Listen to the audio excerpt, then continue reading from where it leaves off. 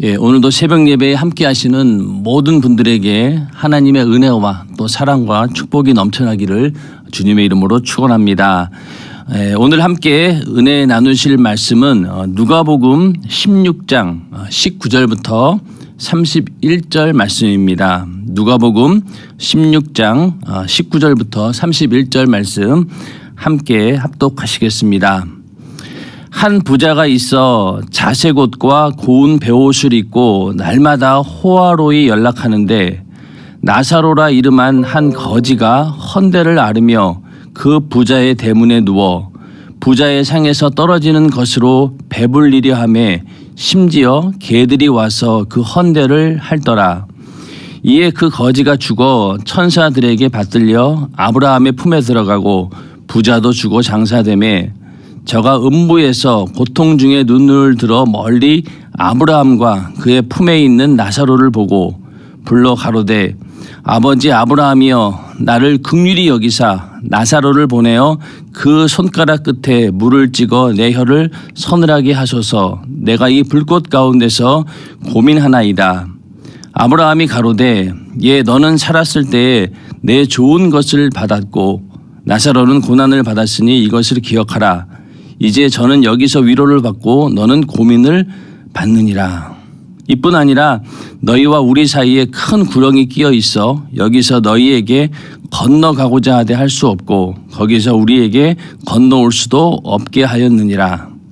가로되 그러면 구하노니 아버지여 나사로를 내 아버지의 집에 보내소서. 내 형제 5이 있으니 저희에게 증거하게 하여 저희로 이 고통받는 곳에 오지 않게 하소서. 아브라함이 가로되 저희에게 모세와 선지자들이 있으니 그들에게 들을지니라. 가로되 그렇지 아니하니이다. 아버지 아브라함이여 만일 죽은 자에게서 저희에게 가는 자가 있으면 회개하리이다. 가로되 모세와 선지자들에게 듣지 아니하면 비록 죽은 자 가운데서 살아나는 자가 있을지라도 권함을 받지 아니하리라 하였다 하시니라. 아멘. 오늘은 누가복음 16장 19절부터 31절 말씀을 중심으로 부자와 나사로라고 하는 제목을 가지고 함께 은혜를 나누고자 합니다. 오늘 읽으신 본문은 우리가 워낙 잘 알고 있고 또 많이 또 들었던 그런 말씀이기 때문에 그냥 쭉 읽기만 해도 우리는 이해가 금방 되는 그런 말씀입니다. 그러나 부자와 나사로의 이 이야기를 우리가 앞서 계속해서 16장부터 보았던 불의한 청지기의 비유 그 부분하고 연관을 지어서 함께 볼 수밖에 없는 것이 예수님께서 불의한 청지기의 비유를 먼저 말씀하셨고 또 그 이야기를 듣던 바리새인들이 그걸 듣고 비웃었어요. 그러니까 예수님께서 바리새인들을 책망하시면서 계속해서 이 또 부자와 거지 나사로에 대한 비유를 말씀하신 겁니다. 그러므로 이 부자와 거지 이 비유는 누가 들어야 될 말씀이냐, 지금 예수님이 계신 이 상황에서 바리새인들에게 하고 있는 그런 말씀입니다. 그걸 염두에 두고 우리는 다시 한번 이 부자와 거지 나사로에 대해서 생각해 볼 필요가 있는 것이죠. 우리가 그 앞서 옳지 않은 청지기의 비유에 보면은 그 청지기가 주인에게 맡겨준 그 모든 재물이나 이런 부유가 처음에 이걸 자기 것인 줄 알고 막 흥청망청 낭비를 했던 것이죠. 그러다가 그 주인으로 하여금 책망을 받게 되고 너는 이제 청지기직을 그만둬야 된다라고 할 때 그때 이제 정신을 차리고 청지기직을 잃은 다음에 어떡할까 해서 지혜를 짜내서 다른 사람들의 그 빚을 막 탕감해주고 이런 걸 하면서 그걸 두고 그 주인은 참 지혜롭다 이렇게 얘기를 했습니다. 그 얘기는 결국 뭐냐면은 우리가 이 땅에 살면서 나에게 주어진 모든 재물과 또 나에게 주어진 하나님이 주신 모든 환경들이 결코 나의 것이 아니라는 거죠. 그러나 우리가 내 것인 줄 착각하고 사용할 수는 있어요. 그러나 그것이 내 것이 아니라는 것을 아는 것이 중요하다. 그래서 만약에 이 땅에 있는 모든 나에게 주어진 재물이나 모든 것들이 내 것이 아니고 하나님께서 주신 것이다라고 하면은 그때부터 우리의 상황은 달라지는 거죠. 불의한 청지기도 자기가 내 것인 줄 알고 있을 때는 자기를 위해서만 그 물질을 쓰고 그랬는데 나중에 이게 내 게 아닌 걸 알고 나면 어떻습니까? 남들을 생각하게 되고 또 그 이후로 내가 그 미래를 이렇게 계획하고 내가 어떻게 그 이후로 살아야 될까 걱정하는 것처럼 우리도 이 땅에 사는 것이 또 나에게 주어진 모든 재물과 모든 것들이 내 것이 아니라고 생각하는 순간부터 그때부터 내 영혼의 때를 준비해야 되겠구나.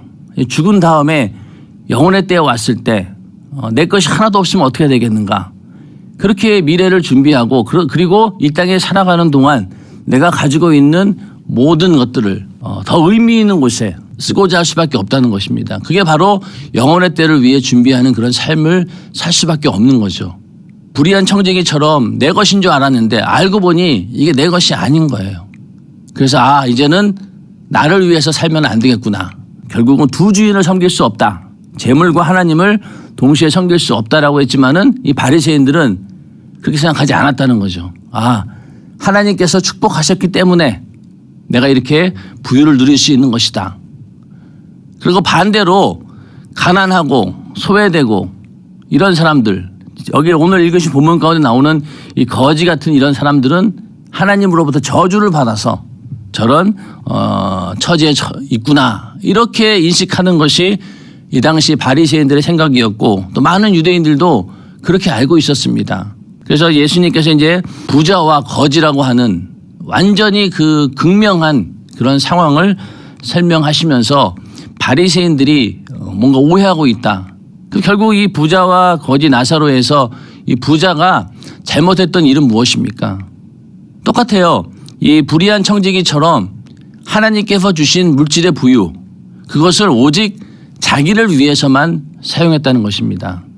바로 문 앞에 있는 자기 대문 앞에 있는 그런 이웃을 돌보지 않고 오직 모든 물질과 모든 것들을 자기를 위해서만 사용했기 때문에 주님께서는 이 비유를 통해서 그런 자들이 갈 곳이 과연 어디겠는가?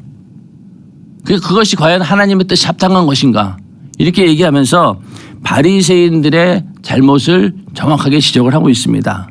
그러므로 우리도 이 부자와 나사로의 이 비유를 들으면서 부자는 예수 안 믿는 사람, 또 거지는 예수 잘 믿는 사람 이렇게 딱 생각할 것이 아니라 우리 안에도 항상 이 부자의 근성이 있다라고 하는 것이죠. 아무리 우리가 하나님 말씀을 듣고 또 돌이키고 회개했다 할지라도 또 우리 속에서 이런 부자의 근성이 나타나서 나에게 주어진 것을 내 것으로 착각하고 하나님 말씀조차도 나를 위해서 나를 중심으로 인본주의적으로 해석을 해서 모든 것들을 나에게 유익을 주기 위한 것으로 해석하고 그렇게 믿는 그런 경우도 있지 않습니까? 그러니 이 땅에 있는 모든 재물이나 모든 것들 그것뿐만이 아니라 하나님 말씀조차도 마치 내 것이 아닌데도 내 것인 양 나를 중심으로 생각하고 있는 그런 우리의 잘못된 그런 불신앙들을 깨끗이 우리도 정리를 하고 항상 앞서 봤던 우리 옳지 않은 청지기처럼 이건 내 게 아니구나. 내 게 아니기 때문에 정말로 나에게 이것을 맡겨주신 그런 주님의 뜻대로 우리가 살아야 되겠구나. 나에게 주어진 모든 것들을 주를 위해서 사용해야 되겠구나라는 그런 믿음을 가지고 오늘 말씀을 함께 하시기를 주님의 이름으로 축원합니다. 그래서 오늘 읽으신 본문 맨 처음에 한 부자가 있어 자색 옷과 베옷을 입고 날마다 호화로 연락하는데 한마디로 이 부자가 어떻게 부를 누리고 있는지 아주 단편적으로 설명을 하고 있습니다. 많은 사람들이 이 부분을 이야기하는데 부자의 이름이 소개되지 않은 거예요. 나사로는 이름이 있는데 왜 부자는 이름이 소개되지 않았을까? 그래서 어떤 사람들은 이 부자는 영원한 생명책에 기록이 되어 있지 않기 때문에 이름이 없는 것이다. 이렇게 얘기하는 사람들도 있습니다. 하여튼 한 부자가 있는데 입고 있는 옷이 자색 옷이고 또 고운 베옷을 입고 그래서 자색 옷은 이제 겉옷을 말하는데 이 자색 옷은 왕과 귀족들이 입을 수 있는 그런 값비싼 고급 옷감입니다. 일단 그 자주색 물감 자체가 굉장히 귀한 것이기 때문에 왕과 귀족들이 즐겨 입었던 그런 색깔이고 또 그런 옷이기도 합니다. 굉장히 고급 옷이겠죠. 그리고 고운 베옷은 이 세마포로 만든 또 속옷입니다. 그러니까 겉과 속을 전부 다 뭐 오늘날로 말하면은 명품으로 다 치장을 한 거죠. 그리고 연락한다라고 하는 것은 그냥 매일 잔치를 연다 뭐 그런 것도 되겠지만은 그 의미는 뭐냐면은 자기가 갖고 싶은 것을 다 가지고 자신이 주인이 되어서 마음껏 즐기는 것을 말합니다. 연락한다라고 하는 말은 나에게 이렇게 물질도 풍부하고 먹을 것도 많고 입을 것도 넉넉하고 이러니 마음껏 즐기자. 뭐 인생 뭐 별거 있냐 즐기자 이러면서 매일 그냥 잔치하면서 먹고 마시는 그 일을 했던 것이 바로 이 부자입니다. 결국 이 얘기는 뭐냐면은 아까 말씀드린 것처럼 부자는 자기가 가지고 있는 부유를 오직 자기 육신의 쾌락을 위해서 자기를 위해서 다 썼다는 거예요. 그런 모습을 보여주고 있습니다. 20절에 나사로라 이름한 한 거지가 헌대를 앓으며 그 부자의 대문에 누워. 그 나사로가 어떤 상황이냐면은 불구자에다가 또 이게 피부병까지 앓고 있는 그런 병든 자입니다. 뭐 돈도 없는 거지이기도 하지만 한편으로는 아주 극심한 피부병 같은 것을 앓고 있는 그런 사람이었습니다. 어떤 번역에는 이 부자의 대문에 누워 이렇게 되어 있지 않고 그 버려졌다는 거예요. 부자로부터 버려져 뭐 대문에 누워 이런 식으로 해석을 한 성경 본문도 있더라고요. 그러니까 이 나사로라고 하는 거지는 그 부자의 대문에 항상 있었던 거예요. 이 얘기는 결국 뭘까요? 부자가 이 거지 나사로의 존재를 모를 수가 없는 거죠. 그리고 아마 이 나사로가 부자에게 뭔가 분명히 요구했을 겁니다. 근데 그 요구를 들어주지 않고 이렇게 방치해 놓았고 전혀 무관심하고 오히려 지나가면서 경멸했겠죠. 아이고 저런 저주받은 자들 이러면서 그러면서 21절에 부자의 상에서 떨어지는 것으로 배불리려 하며 심지어 개들이 와서 그 헌대를 할더라. 그래서 이 유대인들은 이 전염병을 걱정해가지고 일단은 상에서 떨어진 음식은 먹지 않았습니다. 오늘날도 뭐 그렇긴 하지만은 하여튼 땅에서 떨어진 거 먹지 않았고 오히려 이 먹다 남은 이런 쓰레기 같은 것들은 이렇게 식탁 아래로 이렇게 버렸다고 합니다. 그러니까 그거를 이제 주워 먹은 거예요. 맛있고 없고를 떠나서 전혀 부자가 먹을 수 없는 그런 것들을 이제 식탁 아래로 버렸는데 그거를 이제 이 나사로는 먹은 것이죠. 예. 그리고 개들이 와서 그 헌대를 할더라. 여기서 이 개도 집에서 키우는 그런 개를 말하는 게 아니라 주인이 없어 거리를 헤매는 그런 들개, 사나운 개를 말하는 겁니다. 성경에도 보면은 하나님의 저주를 받은 죽음이 어떤 죽음입니까? 죽어가지고 그 시체를 개들이 와서 막 피를 핥고 물어뜯고 이런 상황을 가장 비참한 죽음이라고 얘기를 합니다. 그런 것처럼 나사로도 그냥 그 집에 있는 그 개가 그냥 같이 이렇게 우리가 생각하기에는 뭐 그런 개가 뭐 오히려 나사로를 더 친근하게 대할 수 있지 않겠느냐 이렇게 생각하겠지만은 그런 개가 아닙니다. 동네에 돌아다니는 그런 사나운 개예요. 그러니까 항상 뭐 쫓겨다니기도 하고 그 개가 얼마나 막 위협하겠습니까? 먹는 것을 이 나사로가 먹고 있는 거 뺏어 먹으려고 얼마나 달려들겠냐는 거죠. 그러면 그런 상황입니다. 그러니까 몸도 누워 있다라고 하는 것은 몸을 제대로 움직일 수 없는 그런 불구의 몸이고 거기다가 항상 개들이 위협하고 있는 그런 상황 가운데 그렇게 부자의 대문에서 살고 있던 자가 바로 이 거지 나사로입니다. 그러다가 이제 22절에 가서 이에 그 거지가 죽어 천사들에게 받들려 아브라함의 품에 들어가고 부자도 죽어 장사되매. 여기서도 거지는 그냥 죽었다라고 하고 있고 부자는 장사되매 이렇게 얘기하고 있죠. 그러니까 거지는 죽어도 뭐 장례식도 없이 그냥 버려졌다는 거예요. 근데 부자는 죽어서 장사되매 아마 호화롭게 장례식도 치렀겠죠. 하여튼 자기가 그 누릴 수 있는 거는 죽을 때까지 다 누린 거예요. 그러다가 이제 죽어서 그러니까 나사로는 천사들에게 받들려 아브라함의 품에 들어가고 근데 부자도 죽어 장사되매 저가 음부에서 고통 중에 눈을 들어 멀리 아브라함과 그의 품에 있는 나사로를 보고 그러니까 죽은 다음에 이 거지는 천사들에게 받들려 아브라함의 품에 들어갔고 부자는 죽어서 음부에 들어간 거예요. 완전히 상황이 달라지게 된 거죠. 그래서 고통 중에 눈을 들어 멀리 아브라함과 그의 품에 있는 나사로를 보고 불러 가로되 아버지 아브라함이여 나를 긍휼히 여기사 나사로를 보내어 그 손가락 끝에 물을 찍어 내 혀를 서늘하게 하소서. 내가 이 불꽃 가운데서 고민하나이다.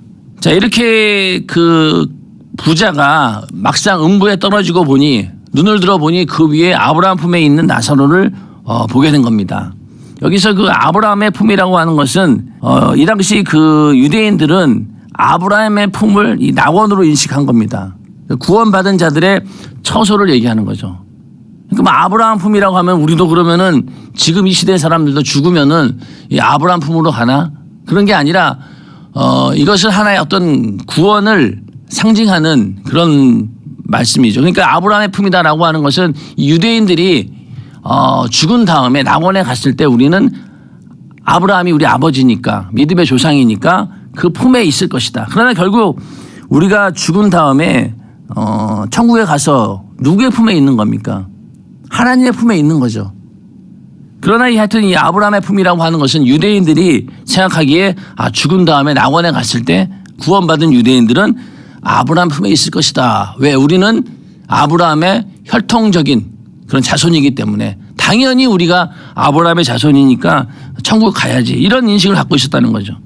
그래서 유대인들은 이 아브라함의 혈통적인 자손 그 이유 때문에 구원받을 수 있다라고 착각했던 것이고 부자도 그런 줄 알았던 거죠. 누가복음 3장 8절에 침례 요한이 하는 얘기입니다. 그러므로 회개에 합당한 열매를 맺고 속으로 아브라함이 우리 조상이라 말하지 말라. 내가 너희에게 이르노니 하나님이 능히 이 돌들로도 아브라함의 자손이 되게 하시리라. 이 말씀처럼 유대인들은 착각하고 있었다는 거죠. 이렇게 율법을 잘 지켰기 때문에 그리고 아브라함의 혈통이기 때문에 반드시 우리는 낙원에 갈 수 있다. 천국 갈 수 있다. 믿었던 겁니다. 그런데 막상 이 부자도 아브라함을 아버지라고 부른 거 보니까 율법을 지킨 자들이고 알고 있었다는 거예요. 당연히 구원받을 줄 알았던 거죠. 그런데 막상 죽어서 음부에 떨어지고 보니 그게 아닌 거예요. 그런데 여기서 보면은 이 아버지 아브라함이여 나를 긍휼히 여기사 나사로를 보내어 그 손가락 끝에 물을 찍어 내 혀를 서늘하게 하소서. 이 말씀을 보면은 이 부자가 아직도 자기가 지금 처한 현실을 인식하지 못한다는 거예요. 지옥에서도 자기가 나사로를 명령해서 이렇게 종부리듯이 나사로를 보내서 나에게 물을 좀 주세요. 이런 식으로 거기서도 여전히 나사로를 그냥 자기 집 앞에 있는 거지 종처럼 부리려고 한다는 거죠. 그만큼 이 부자는 이 음부에 떨어졌음에도 불구하고 아직 정신을 못 차리고 있는 겁니다. 그래서 얼마나 이 지옥이 참혹하고 불이 막 계속 타기 때문에 얼마나 그곳에서 목마르겠습니까? 그러니까 손가락에 물을 한 방울이라도 찍어서 내 혀를 서늘하게 하소서 할 정도로 굉장히 고통스러운 모습을 보여주고 있습니다. 그래서 우리가 이 부자와 나사로의 비유를 통해서 지옥이라고 하는 것이 이렇게 참혹하고 또 무서운 것이고 영원히 꺼지지 않는 그런 목마름과 또 불타는 이런 것들이 있는 곳이다 라는 것을 우리는 이 말씀을 통해서 분명히 알 수 있는 것이죠. 그랬더니 이제 아브라함이 이렇게 얘기합니다. 아브라함이 가로되 예 너는 살았을 때 내 좋은 것을 받았고 나사로는 고난을 받았으니 이것을 기억하라. 이제 저는 여기서 위로를 받고 너는 고민을 받느니라. 자, 우리가 이 말씀을 보면서 이렇게 생각할 수도 있죠. 나사로는 가난했고 그랬기 때문에 하나님의 긍휼을 받아서 그냥 구원을 받았다. 이렇게 생각할 수 있겠지만은 그게 아닙니다. 이 중요한 것은 이 나사로가 구원을 받았다라고 하는 것이 중요한 것 부분이지만 그것보다 더 중요한 것은 부자가 음부에 떨어졌다라고 하는 것이 우리는 주목해야 될 일입니다. 솔직히 나사로가 어떻게 신앙생활을 했는지 어떻게 하나님을 섬겼는지는 자세히 나오진 않아요. 여기서 중요한 건 뭐냐? 부자가 왜 지옥에 떨어졌느냐? 그래서 돈이 많다고 해서 그러면 지옥 가느냐? 이건 아니란 얘기죠. 앞서 말씀드린 것처럼 부자는 자기가 가진 물질을 자기를 위해서 쓰게 되면 그게 죄라는 거예요.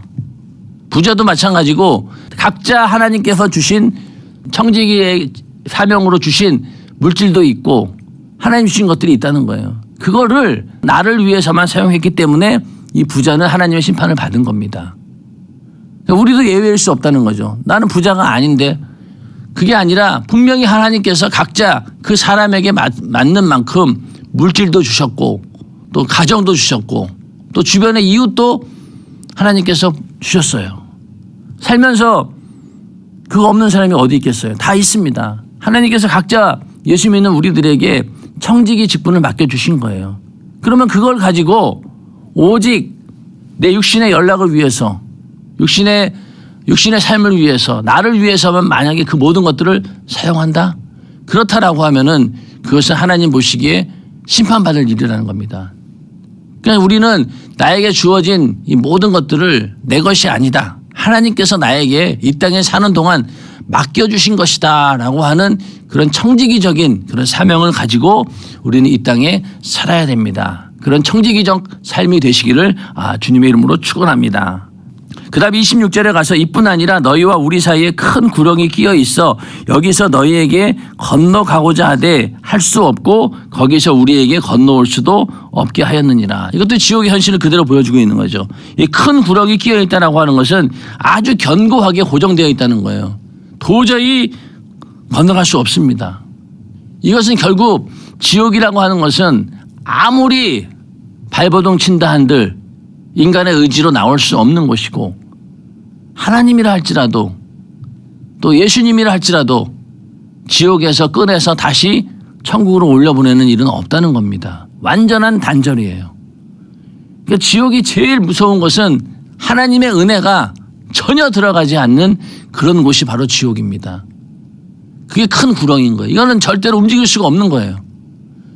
어떤 사람들은 그래도 지옥도 하나님이 만드신 건데 그거 그냥 하나님께서 명령만 하시면 언제든지 지옥에 있는 사람도 천국으로 불러줄 수 있는 건 아닌가? 아닙니다.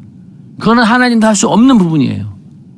절대로 지옥에서 나올 수 있는 길은 없습니다. 그렇기 때문에 참혹하다는 거죠. 우리는 절대로 이 부자가 떨어진 음부 이 지옥에 가서는 안 됩니다. 우리는 예수 잘 믿고 신앙생활 잘해서 반드시 천국에 가는 것. 천국 갈 때 어떻게 한다 그랬어요? 천사들에게 받들려 간다고 했잖아요. 그런 영광스러운 자리에 다 참여하는 우리 모두가 되시기를 주님의 이름으로 축원합니다. 그러니까 이제 이 부자가 다른 것을 구하게 됩니다. 27절에 가서 가로되 그러면 구하노니 아버지여 나사로를 내 아버지의 집에 보내소서. 내 형제 다섯이 있으니 저에게 증거하게 하여 저희로 이 고통받는 곳에 오지 않게 하소서. 아브라함이 가로되 저희에게 모세와 선지자들이 있으니 그들에게 들을지니라. 자, 이제 이 부자 입장에서 보니 지옥에 떨어지고 보니 가장 친한 가장 가까운 형제를 생각한 거예요. 다섯이나 있는데 보니까 똑같이 자기처럼 살고 있을 거예요. 그런 자기와 똑같은 삶을 살고 있는 형제 다섯이 있는데 그들이 이제 걱정이 된 거죠. 야, 그들도 또 지옥에 떨어지겠구나. 분명히 안 거예요. 그러니까 안 되겠다. 그들에게 증거해서 나사로를 내 집에 보내라는 거예요. 죽었는데 뭐 어떻게 보냅니까? 그런데 이때 이 유대인들은 죽은 사람들을 이렇게 불러낼 수도 있고 또 죽은 사람의 영이 산 사람에게 의사를 전달할 수 있다. 그러니까 죽은 사람이 나타나가지고 뭔가 얘기해 줄 수 있는. 그러니까 그 사울도 나중에 이 사수를 써가지고 신접한 여인을 만나서 그 사수를 통해서 사무엘을 막 만나려고 하지. 그런 모습 보이지 않습니까? 그런 것처럼 그런 일들을 알고 있기 때문에 유대인들은 이렇게 나사로를 다시 보내가지고 뭔가 메시지를 전할 수 있다라고 믿었던 거예요. 근데 이제 이 아브라함 하는 얘기가 그게 아니라는 거죠. 모세와 선지자들이 있으니 그들에게 들으라는 거예요. 한마디로 거절당합니다. 그것조차. 그러니까 이제 그 부자가 가로되 그렇지 아니하니이다. 아버지 아브라함이여 만일 죽은 자에게서 저에게 가는 자가 있으면 회개하리이다. 자, 이 부자 생각은 이 죽은 나사로가 그 형제들에게 나타나서 그 모습을 보여주면은 그들이 하나님을 믿고 그리고 지옥 가지 않고 천국 갈 수 있겠다라고 믿은 거예요. 근데 그게 아니라는 거죠. 왜 그럴까요? 실제로요, 예수님께서 죽은 지 3일 된 나사로를 살렸어요. 그래서 죽은 자가 무덤에서 3일 동안 있다가 살아나왔어요. 그 모습을 보고 그때 있던 모든 사람들이 회개하고 주님께 돌아왔습니까? 아닙니다. 회개하지 않았어요. 오히려 더 완악해집니다. 더 예수의 그 능력이 나타나고 이적이 나타나는 걸 보고 오히려 예수를 더 경계하고 저러다가 우리의 모든 기득권이 빼앗기겠구나. 그러면서 오히려 핍박한 사람들이 유대인들이에요. 그러니까 이렇게 죽은 자가 살아나는 이적을 본다 할지라도 그들은 회개하지 않았습니다. 예수님께서 부활하셨다라고 하는 그 이야기조차도 믿지 않았는데 나사로 같은 거지가 살아나서 그들에게 나타나서 얘기한들 절대로 안 믿는다는 거죠. 그만큼 이 물질이라고 하는 것은 그 물질의 욕심에 얽매이게 되면은요, 아무리 하나님 말씀을 전해도 듣지 않는다는 얘기입니다. 오늘날 우리도 마찬가지죠. 우리가 물질을, 재물을, 물질 자체가 나쁜 건 아닙니다. 재물이 나쁜 게 아니라 그것을 어떻게 쓰느냐에 따라서 선해지느냐 악해지느냐인데, 만약에 이 부자처럼 이것이 내 것인 줄 알고 나를 위해서만 쓴다라고 할 때 그건 잘못된 죄가 되는 거죠. 그러한 물질에 얽매이게 되면은 하나님 말씀이 들어오지 않는다는 얘기입니다. 이 5 부자, 형제의 5 부자는 나사로가 죽었다 살아난들 그 모습을 직접 보여주고 그 자리에서 죽은 자가 벌떡 일어나서 이적을 보인다 한들 그들 속에 가지고 있는 이 견고한 욕심이라고 하는 물질의 욕심은 파괴되지 않는다는 겁니다. 그건 우리도 마찬가지예요.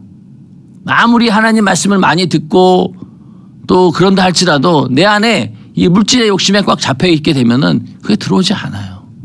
들어오지 않습니다. 오히려 하나님 말씀이 우리 안에 생명처럼 들릴 때가 언제냐? 가장 가난할 때, 우리의 삶에서 가장 어렵고 가난하고 힘들 때, 그때 하나님 말씀이 들려오는 거예요. 우리나라도 그렇지 않습니까? 정말로 가난한 그 시대에 교회가 엄청 부흥됐었고 복음이 전해졌어요. 많은 사람들의 심령 가운데 복음이 쑥 들어갑니다.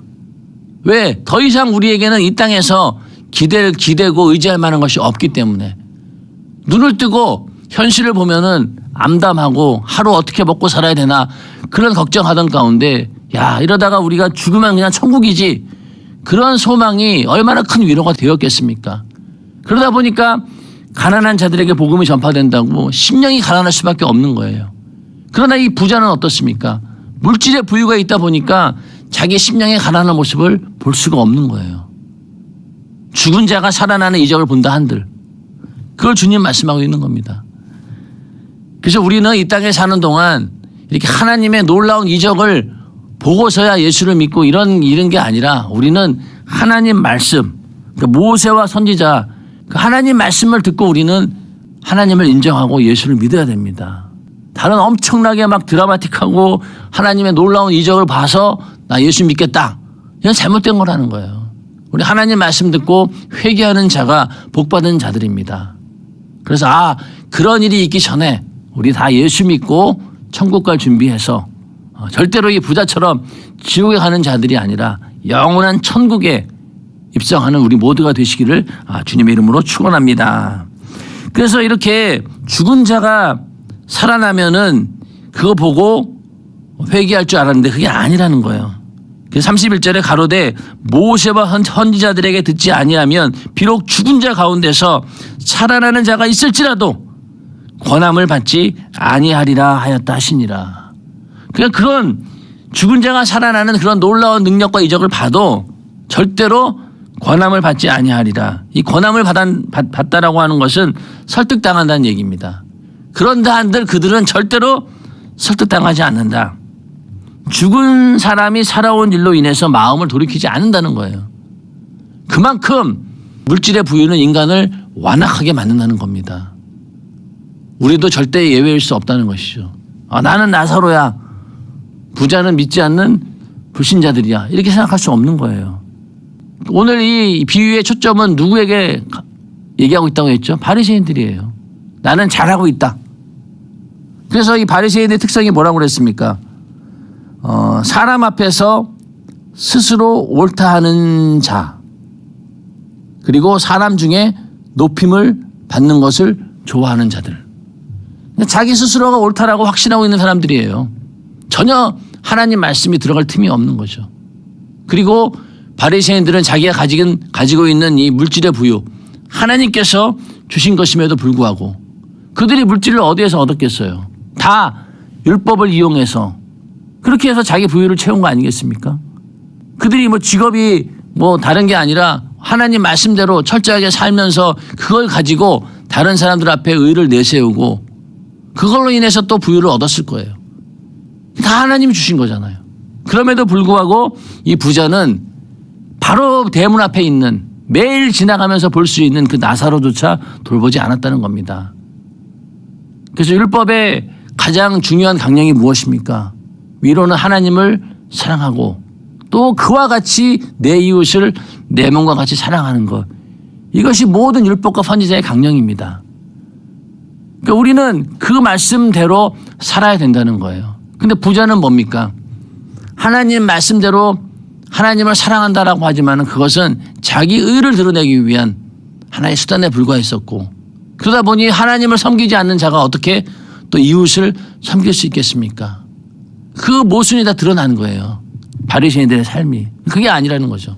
그러므로 우리는 이 부자와 거지 나사로의 비유를 잘 생각하면서 내 안에도 그런 부자의 근성이 있다. 항상 물질을 내 것으로 쓰려고 하는 그런 욕심이 우리 안에 있다는 거죠.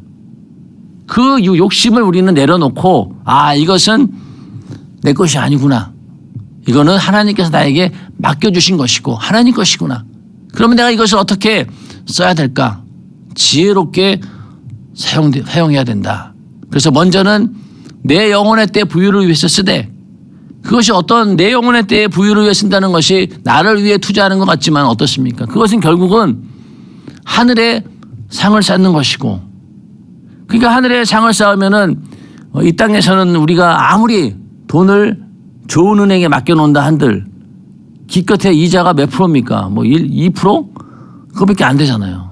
그런데 하늘나라의 상은 어떻습니까? 30배, 60배, 100배 엄청난 이율이죠. 그렇게 하나님이 주신다는 거예요. 물론 꼭 그것만을 기대하는 것은 아니지만 그러나 하여튼 하나님의 계산은 그렇습니다.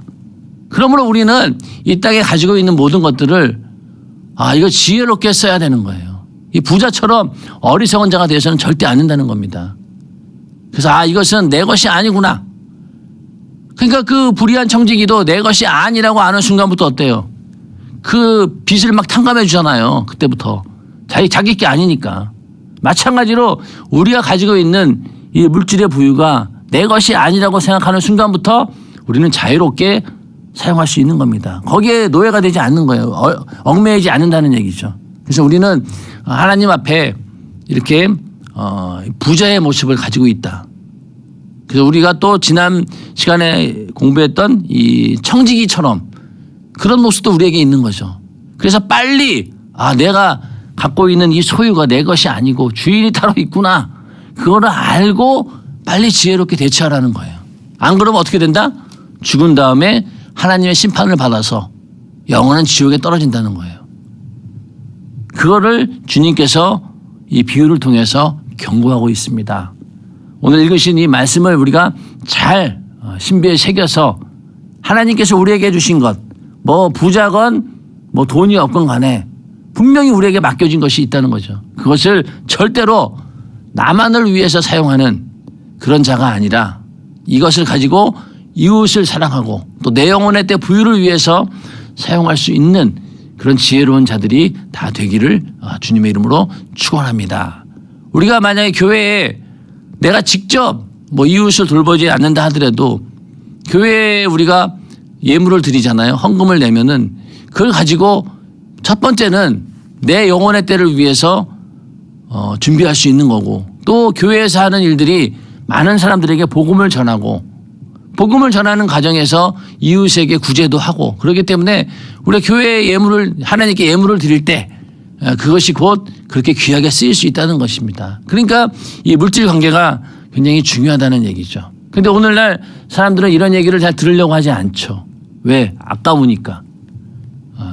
그래서 이 땅에 사는 동안 자기 쓰는 것도 어떻게든 자기를 위해서 쓰고 또 죽기 전에 남은 물질을 어떡할까 이거 내 자식들에게 물려주자 이런 생각까지 하면서 온통 자기를 위해서만 쓸 수밖에 없도록 만드는 게 이 마귀가 하는 일입니다. 그래서 우리는 거기에서 벗어나야 된다는 거예요. 그래서 이것은 내 것이 아니구나. 그러니까 불의한 청지기가 해고 통보를 받고 그제서야 정신을 차린 것처럼 우리도 이게 내 게 아니라는 인식이 먼저 와야 된다는 겁니다. 그래야지만이 이 부자처럼 음부에 떨어지는 부자처럼 되지 않는다는 거죠. 아무쪼록 우리의 삶 가운데 하나님이 주신 것들 내 것이라고 착각하지 않고 늘 하나님이 주신 것 하나님의 영광을 위해서 사용하는 그것이 곧 내 영혼의 때의 부유임을 우리가 늘 생각하면서 이 부자의 삶이 아닌 이 나사로처럼 심령이 가난한 자의 그런 삶이 다 되시기를 주님의 이름으로 축원합니다. 이 시간 기도하겠습니다.